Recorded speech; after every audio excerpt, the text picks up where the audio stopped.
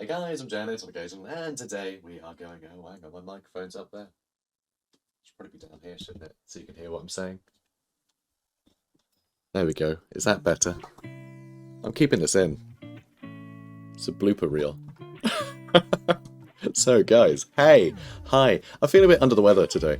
I've just a horrible sore throat, which is just perfect, really. It's like my body knew that Nurgle was coming, and so here we are talking about plagues, pestilence, boils, and bulbous buboes. The joy of playing Nurgle in campaign. So we're going over the campaign mechanics for Nurgle, which is honestly brilliant. I've been really wanting to know how these guys will function.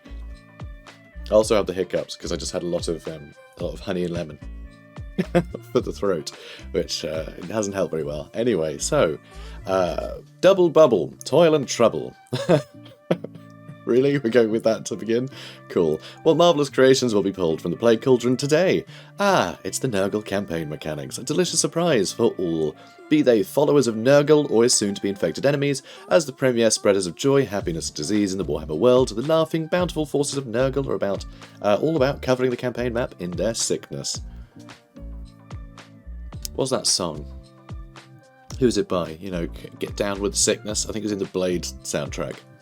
that would be a fun insert into the game soundtrack. Might be a bit distracting.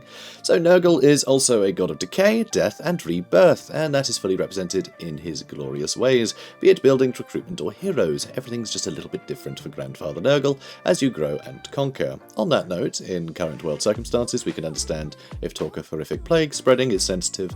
Inside a video game, it's not. It's the fun of inciting chaos across a digital world, and we think you'll enjoy it.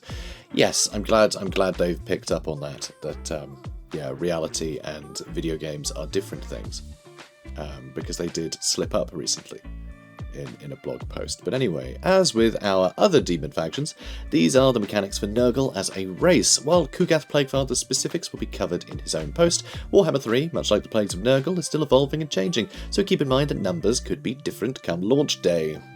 So, death and rebirth. So we're going to read about this and then we'll look at the graphic, so we have a bit more of an insight into just the ludicrousness of this screen that we're seeing. Because that is not a traditional looking building tree, is it? No, it is not. Let's find out why it doesn't look quite right. So Nurgle does not spread akin to a normal faction. There are no labourers building great monuments to their gods, no scribes researching their latest magical obsession, not even the gruesome fighting pits of Cornate Bloodbath, disguising itself as a town or city. Grandfather's people need not gather to worship nor prove themselves with acts of devotion. He runs through their blood, after all. Really, their body is a temple. No, except, usually when people say, my body is a temple, they're kind of health freaks. It's the opposite here, which there's probably humour in that. I'll let you find it. So, no, settlements infected by Nurgle are closer to growths that blight the landscape than real towns, fields of rotting flowers, mushrooms and creeping vines, and at the centre of it all, a great tree pulsing with life, death and infection. In this manner, Nurgle buildings are not upgraded, they grow, flourish, die and are reborn. Each building will evolve to its next phase over a number of turns, eventually withering and starting again from a base state, at which point its effects will be different, and each new evolution will add units to the recruitment pool, which we'll come onto in a second. Say you choose a building slot to house a rancid aloe. Again, I love the flipping of the script with, aloe vera being a sort of a plant that's used, for sort of skincare and things, is known as a very sort of good sort of remedy for things. So the idea that this one's all wrong is very Nurgle. Death and rebirth. It's got angles. So anyway, after a few turns of building, it will complete and add a Forsaken of Nurgle unit to your pool. The secretions from the plant having been used to fuse metal and flesh in a manner pleasing to Grandfather. It will then begin to pollinate, and 4 turns later enter the germination phase. This increases the income the building generates and adds another unit of Forsaken to your pool. Another 4 turns, another boosted income, and this time a spawn of Nurgle. So we're going to have buildings growing and dying, and yep, they're going to have a life cycle. The buildings are going to have a life cycle. And so this is really interesting as well, because I hate unit caps as a thing. I hate being limited. I actually don't like the Beastman rework. There, I said it. I don't like the Beastman rework. I hate being cordoned off. I love being able to unlock a unit and being able to get as many as I can get, you know? I like making the decision, do I want to bankrupt myself over this one unit, or do I want a varied army? I want to be able to choose that. I know you can up the unit caps, but generally not quick enough that you can't unlock more armies, and so it's just, nah, I don't like it. I hate being restricted like that in campaign. I want more agency, and that didn't really give me more agency. This, I think, is an interesting way to do it, because you are still restricted by how much you can recruit, but you are just waiting for more to spawn, you know, more to be added to the pool as the game, you know, as your buildings sort of grow and die. So you end up getting armies that scale, the amount of units still scale with your territory, because you have more buildings, therefore you have more stuff growing, but it's in a way that feels a lot more organic. So you can still go all in with a building type, and just over time it'll reap rewards, which I think is really fun. I think that's a really interesting way to do it, and it means that at the drop of a hat, you know, later in the campaign, if you recruit an army, you can build it however the hell you like out of all of the stuff that you've added to the pool, which I think gives you a huge amount of flexibility. But it's flexibility that you have to plan for, rather than feeling like you're always going to be limited in the armies you can build, which is what I got from army caps in both Beastmen and the Tomb Kings. I hate playing Tomb Kings too. I hate having to have just full stacks of skeleton warriors because I haven't built 20 Ushabti buildings, you know. I found that really restricting, and in order to get an empire big enough for it not to be restricting, you've already steamrolled and it becomes irrelevant. The funnest part of the campaign is the bit that they strip most from you. This doesn't strike me as doing that, which I think is really fun. So at least that's the impression I get. It may be quite limiting, or you may just end up with stuff being added to the pool really quickly. So it really depends on the pace of it, but it sounds good. It sounds interesting, it sounds flexible, and I think it being flexible is the main thing here. So I like that. I like that a lot. So this is true of all Nurgle buildings, be they for infrastructure or provide units. Indeed, many do both, spewing Nurglings as a byproduct, even if as their primary purpose is to support the region by infecting the Earth itself, increasing control. In addition, various buildings, technologies, plagues, and so on can decrease the time between each phase, making the production of units quicker. So the idea of spreading plagues in order to grow more units also sounds like a lot of fun, so hopefully they'll get into that a bit more. But first, here is Death and Rebirth. Let's take a look at it. Okay, so here we can see the carnivorous compost, brackets, feeding, is being lined up. Where's the cursor? I mean, I see my cursor, but where's the cursor highlighting this, I wonder? Is it up here? Is that what's being hovered over? I think that's what's being hovered over. But anyway, so you can see all the different points. So that's why the building tree looks so strange, huh? Yeah, so you build the bottom one, and then it goes through its cycle. Some seem to have a bunch of them.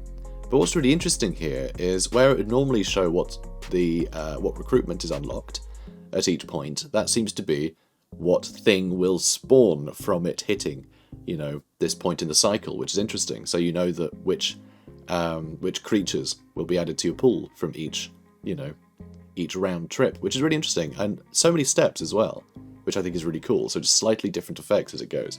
Very cool stuff. So anything that steps foot upon this feculent pile of plant feed is soon submerged and rotting, for creation is always foreshadowed by death and decay. Income generated, 30. I mean, we don't know how much stuff costs, so is that a lot? Is that not a lot? I don't know. It could be like Skaven, where every building makes like a little bit of money, which would make sense because every building is something growing. So, you know, it all feels like it's sort of working towards the same gain, even if the things that are going to sprout from it are a little differing. So I don't know. It could be that everything gets a little bit of money. I would assume as much. Cycle time -1 for basic military buildings in the local region, so that is going to speed up recruitment essentially of all your other military buildings, which is really cool. Enemy hero action success chance -10%, attrition -5% when under siege. That's interesting.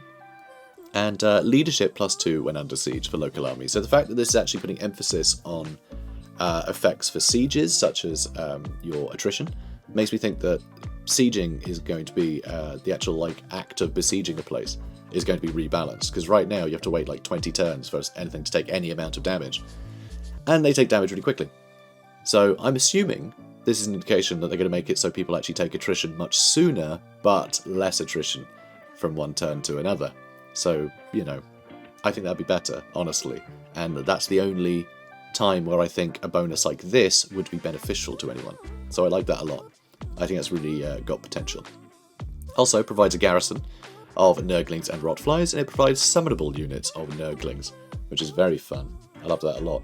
Although when it says summonable, I assume that means as an army ability if you are fighting in this territory, because I think summonable units, it's not the same as saying that'll be added to the recruitment pool, I wouldn't have thought. The wording, I don't think, implies that very well. So it could be the, you know, could be that, might not be. But anyway, also we can see down here we have the Sunken Sewers, Glutport, Stormvrak Mount, Darko Wharf. So yeah, just some indication of the different territories. I haven't cross-referenced that with any maps of the Realms of Chaos, but I don't recognise any of these names off the top of my head. And down here, in the bottom right, you can see that it's all Nurgle corruption. So you've got all the different sorts of corruption now.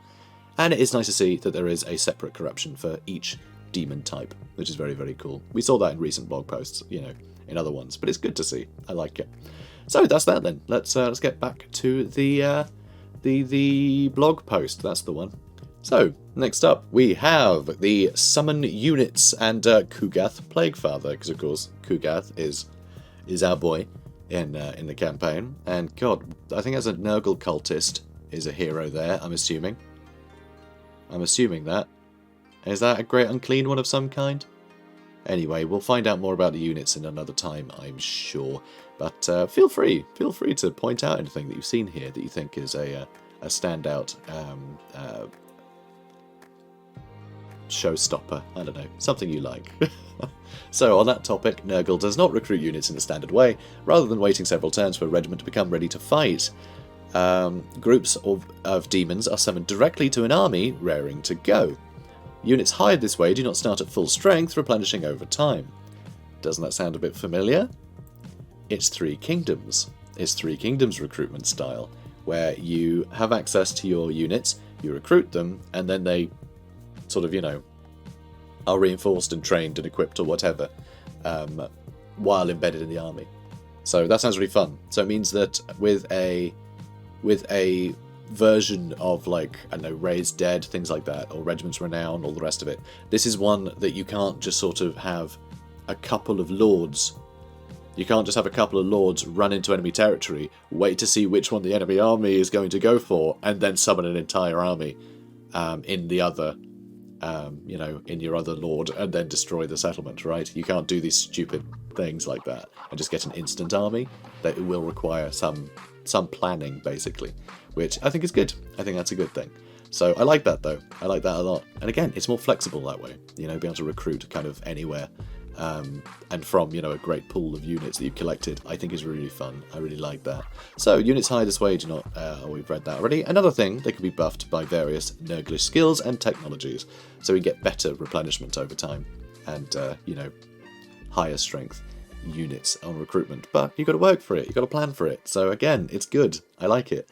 They can also be recruited in any neutral or friendly territory from a global pool, pulled from the Chaos Realms to help you in a fight. There are caps on how many of each unit can be in the global pool, but as you approach the late game, you are going to be able to fill and refill armies at an alarming rate. So you can see here, up top, the caps seem to be incredibly generous. So you can have 19 Plague Bearers here, by the looks of it. 38 of whatever wiggly boy that is.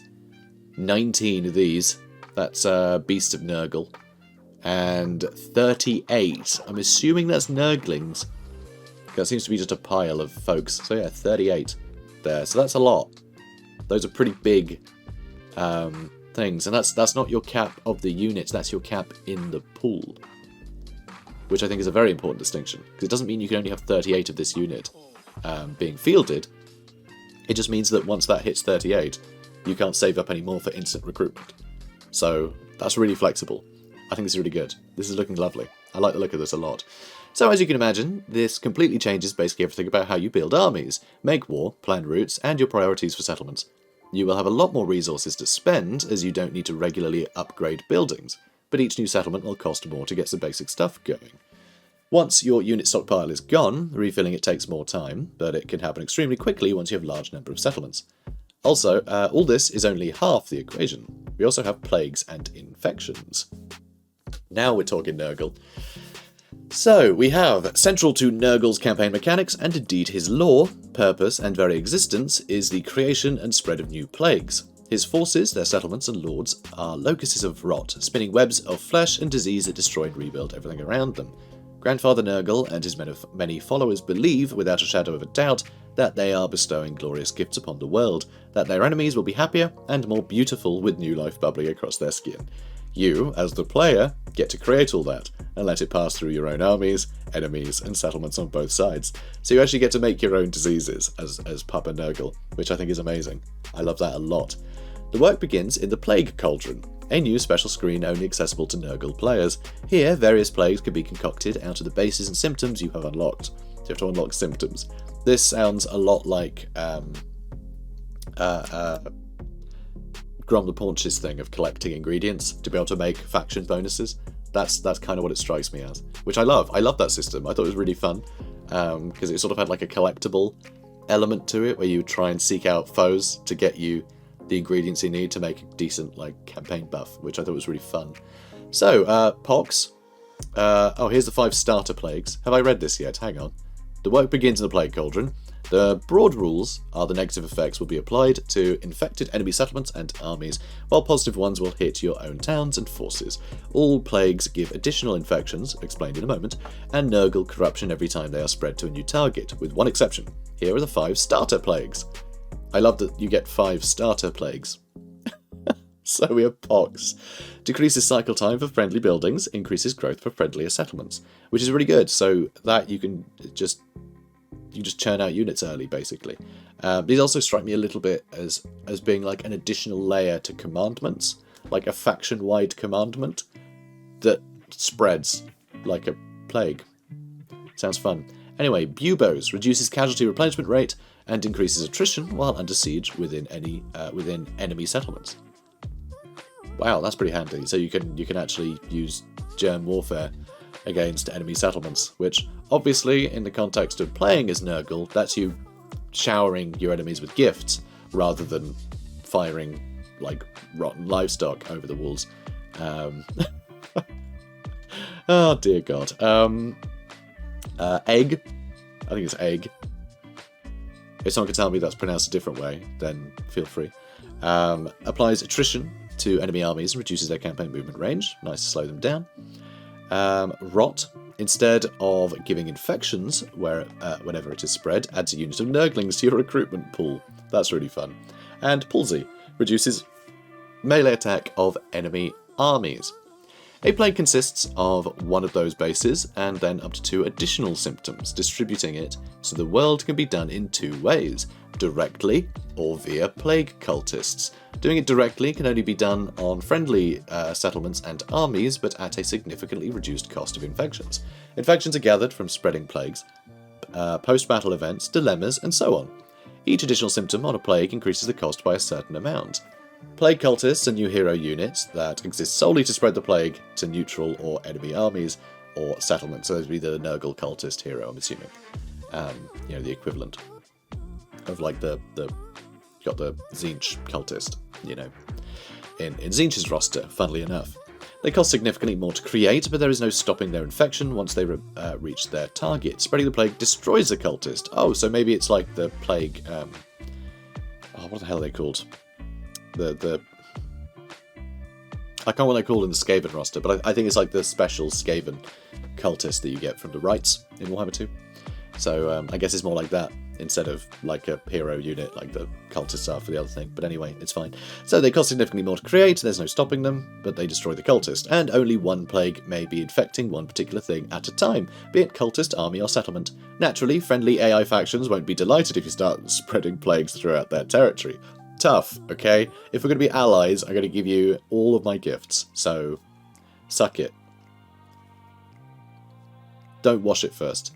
Once a plague is in the world, it has a chance to spread between settlements and armies that are in close proximity. Battles between armies will always spread the plague from one to the other. Spreading plagues with particular bases is how you unlock new symptoms, as well as through technologies. The chance for plagues to spread and how many turns they last is all improvable via various means. The intent is that at any time you will have a variety of plagues spreading throughout the world, often far beyond your control or means. They may loop back to your own settlements and armies at surprising times, or be spreading through an entire enemy empire without you necessarily meaning to. That sounds really fun. I like the randomness there. So you're really just hedging your bets as to how effective it's going to be. But I mean, that sounds like a lot of fun. I can almost think, like, if I knew that, if I had some hindsight, and I knew that a nearby ally was likely going to, like, conquer a bunch of territory on one part of the map that I just wasn't interested in visiting, I could give their armies some plague and let them run off and, you know, spread it for me. Depending on the plague, of course, some would probably hinder that army quite a lot and make it harder for them to expand into enemy territory and spread that plague further, but, you know, there's angles that you can take, which sound interesting. Sounds like there's opportunity here.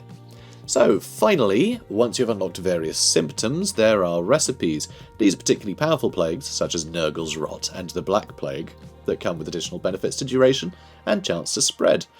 Right, if the word plague hasn't lost all meaning to you, due to overuse, let's continue. It has a little bit. It has a little bit, I'm not going to lie. But yeah, let's have a look at this screen in more detail, though.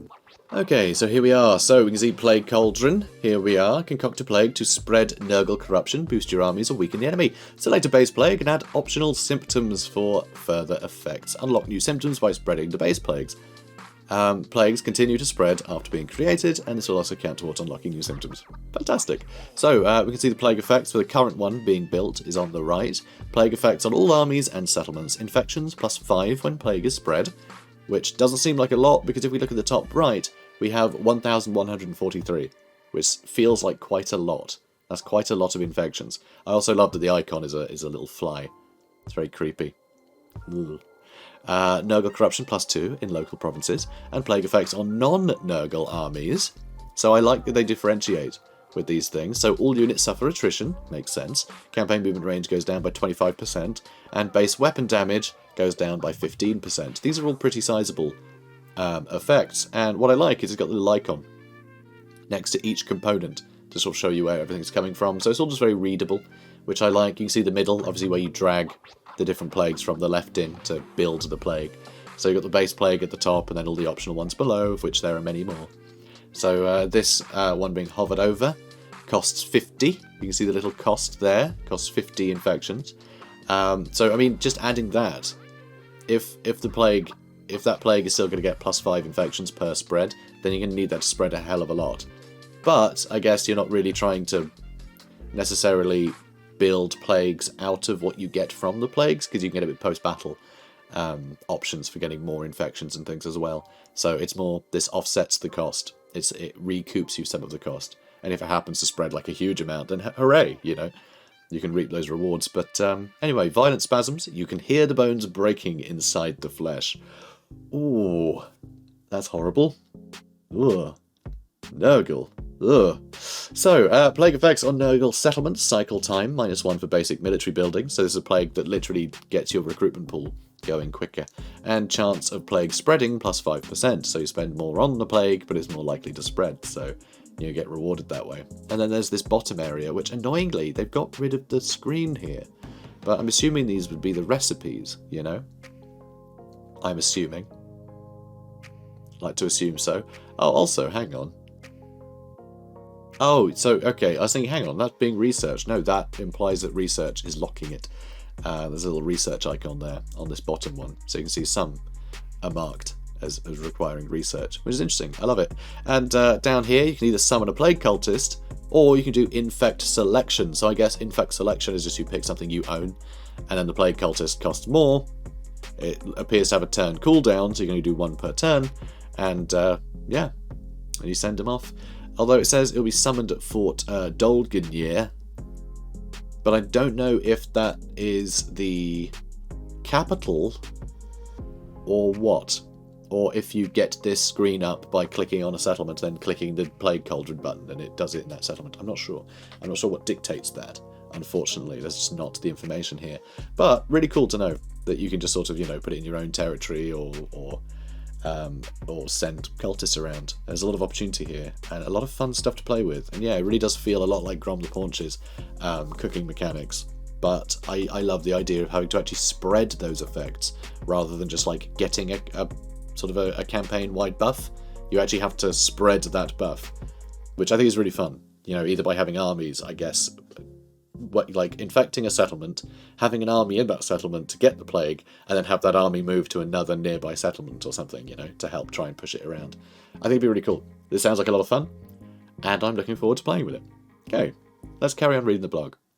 Okay, so next up we have Unholy Manifestations and Cults, which, of course, all the demons have their own versions of the Unholy Manifestations and Cults, so let's see how these ones work.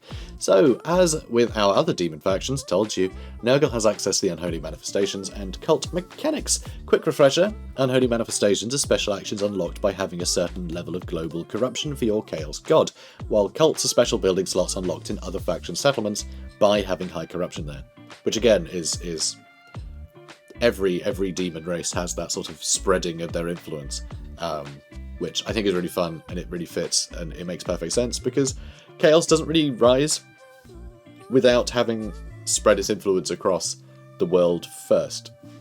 It needs to sort of like feed the winds of magic, and to feed Chaos you kind of need cultists in settlements, slowly feeding descent into the population and things, and that helps sort of invigorate the gods, and that's how you do it. So spreading that influence ahead of your invasion, it makes a lot of sense, and of course that would be supercharged by demons actually turning up. So I think it's really fun. It's really good they're feeding into that. Just very lore friendly and gives you a lot of fun stuff to play with, and a lot of really not fun stuff to have to try and stop happening to you, which is great. So next up, Nurgle's Unholy Manifestations are Pestilent Growth, unlocked from the start. Gives a 20% replenishment rate boost to an army for 2 turns, while disabling their campaign movement. So that's really good if you are recruiting a new army, I'd imagine, because obviously they have to replenish now, right? You fill the army with stuff, which you can do in a single turn, because it's all from a global recruitment pool, from like a stock of possible units for recruitment. So you can put them all in the army, and they'll start off on low health, give them a 20% replenishment bonus, and it'll only be like maybe a couple of turns rather than several, right? To actually get them into the engagements you want them to. So that sounds really fun. Sounds jolly useful. Also, Blessing of Nurgle. This requires 1,000 global Nurgle corruption. This increases the chance of plague spreading in the local province by 30% for 3 turns, but disables campaign movement.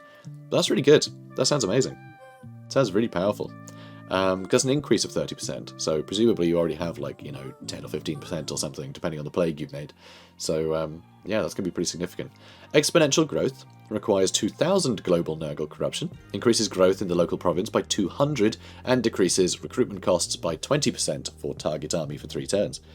That's a big growth bonus, like a very big growth bonus, huge. I would love to get a growth bonus like that on any settlement, as any faction. That is massive. Nurgle's Visitation requires 3,000 global Nurgle corruption. After 3 turns, it gives a random plague to every army and settlement in the same province as the target army. That's really fun. Disables campaign movement for the army while it charges. So that's really cool. To every army and settlement in the same province. So you could just walk into a completely fresh province and then just infect everything there ahead of invading that province, which is really cool. That is very fun. Except, with 3,000 global Nurgle corruption, you probably don't even need that at that point, but screw it, sounds like fun, right? So note that both growth and replenishment are particularly useful to Nurgle, as their main buildings are the only ones that require upgrades and control how far their other buildings go into their respective loops. Naturally, replenishment helps newly recruited units get up to strength quickly. This could also reprioritise your Lord skill tree choices, for example. Also, all these manifestations are improved if Nurgle is in Ascendancy in the Great Game. Ascendancy is weighted based on the number of settlements, armies, and amount of favour gathered by all the factions dedicated to that god. It can switch between any of the 4 when it changes, but the better you and your godly allies are doing, the more likely you are to be in ascendancy. Very fun. I love that it pushes you to try and help your other allies that are in the same sub-faction as you. If you think that you can better serve Nurgle by taking them over, then go ahead. But if you and all of the sub-factions are doing really well, then you will benefit. You know, your sub-faction success will feed into your campaign, regardless, which I think is really cool. So meanwhile, for the Plague Cults, the following buildings are available. Shelter gives 25 infections per turn. See, that's quite a few.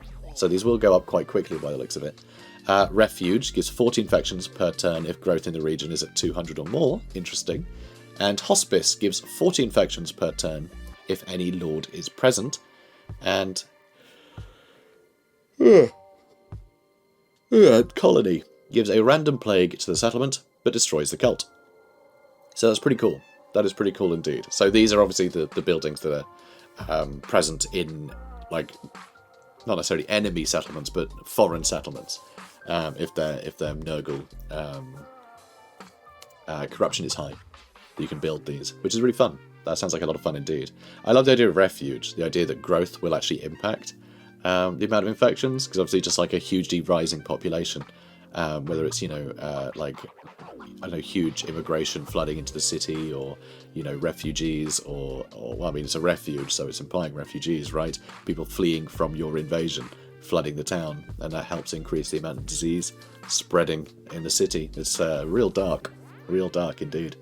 But yeah, just deeply sinister, which is what Chaos is all about, really. Like, it's not supposed to be fun, it's supposed to be deeply sinister, and it is. So it's, I mean, it's supposed to be fun too, but like in a very, you know, darkly humorous way, you know? So it's of note for both of these that spreading corruption is easier and quicker for Nurgle factions over the other Chaos factions. Interesting. Plagues naturally spread corruption, can be upgraded to spread more, and various characters and buildings have boosts to spreading as well. This means quicker manifestations, unlocks, and more cults globally. Cool.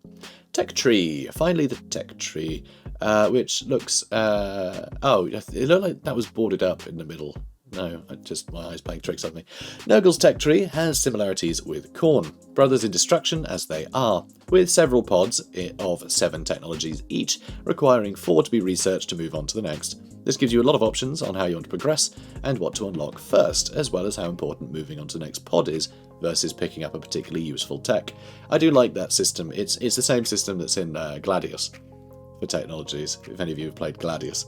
It's a fun way. You can either speed through the techs, or you can sort of go slower and fill out the sort of technologies in a more robust way. Or you can just like shoot for the end game stuff. You know, I like it. It's building taller wide, but for technology. It's cool. So, this gives you a lot of options how you want to progress, as well as normal unit upgrades, diplomacy and such forth. Several Nurgle techs improve plagues in various ways, including unlocking new symptoms. Ironically, similar to his major rival Tzeentch, there are also several techs that add spells to Great Unclean Ones, making them powerful casters as well as oozing piles of rot. On the note of spells and magical abilities, Nurgle has access to various army abilities. These are unlocked through technology and are charged in battle based on how much damage your units are taking. Each also has the chain property, meaning that it will target a specific unit, then spread to nearby units, rather than targeting an area. This can be powerful, or a drawback, depending on how you use it, but certainly fits the theme of contagion spreading through both armies in real time. Also of note is the big variation between research times depending on the strength of various techs. Moving between each pod could take a significantly different amount of time depending on which techs you go for. Experiment! Such is the joy of Nurgle. So this all sounds really fun. So, I mean, I love that there's new army abilities for each Chaos Demon generally. But I mean, like, the amount of damage your own units are taking, powering your abilities, is really unique. I love they found a unique spin for each one. I think it's really cool. But each also having the chain property, meaning it will target specific units and spread to nearby units, rather than targeting an area. So that, again, is an interesting one, that we'd have to really see it in action, sort of what the range is between it chaining, how quickly it does that. But the idea of powerful effects spreading through armies is really cool. Like, I can't really imagine exactly how it's going to be, but just in concept, that sounds cool, right? Like, that sounds really interesting. Like, really unique. The idea of sort of giving a chain, you know, thing to a unit that you might even use almost on like a kamikaze. Just like put it on some rot flies and then dive into the enemy back line, knowing that it'll spread throughout the back line, while your front line is busy taking damage and, you know, doing damage in kind. So yeah, it's really interesting. It'd be really interesting to know what these different effects would be. Very cool. Really cool. I'm really excited about that. So we won't read this. We won't read the I'll say epilogue, the conclusion, the sign-off, whatever. The last paragraph. We won't read that until we've had a look at the tech tree, see if there's anything fun in there. I'm sure it'll just be a billion different synonyms for plague, and we can have a good laugh about that. So let's have a look.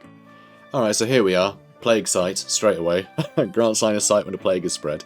That's really cool. The idea of being able to use plague to scout is crazy. That's really fun. Fecundity. Contagious horde. Despicable rivals. This helps you fight Tzeentch, supposedly. Tumorous squirt. Oh god.